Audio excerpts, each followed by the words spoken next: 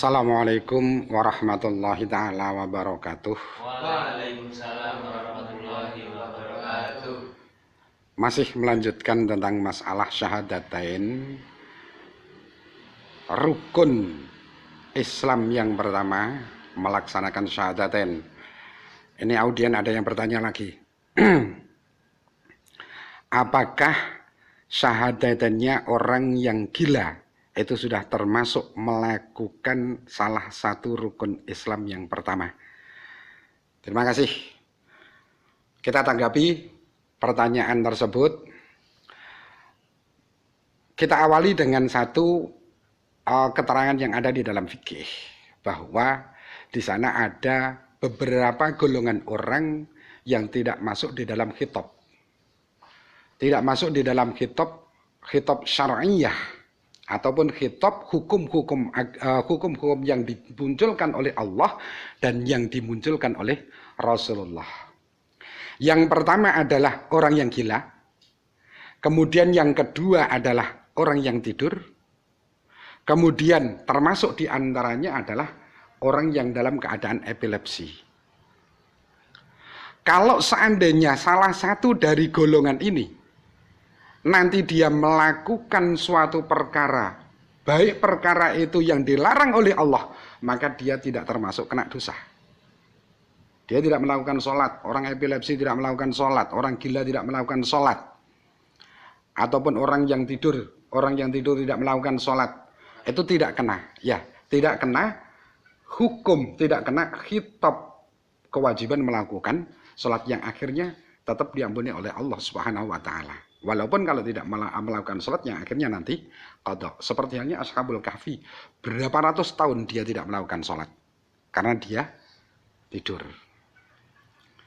Tidak apa-apa yang semacam itu. Lah, bagaimana kalau seandainya dia melakukan suatu perkara yang diperintahkan oleh Allah? Apakah dia termasuk juga melakukan ataupun diterima amaliyahnya itu? Ini yang dipermasalahkan di sini. Syahadatnya orang gila. Apakah itu sudah termasuk menggugurkan rukun Islam?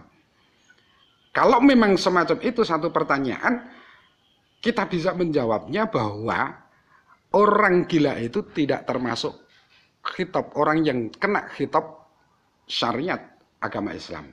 Yang akhirnya perbuatan apapun dia tetap tidak akan ditulis sebagai melakukan perbuatan itu sendiri.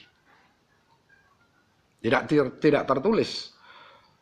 Lah terus bagaimana? Apakah dia itu dicap sebagai orang Islam atau tidak? Tinggal nanti dilihat sebelum dia gila itu dia sudah Islam apa belum. Kalau dia itu sebelum gila sudah Islam, maka dia nantinya tetap tidak melakukan sholat, tidak melakukan puasa Ramadan, kemudian tidak syahadat.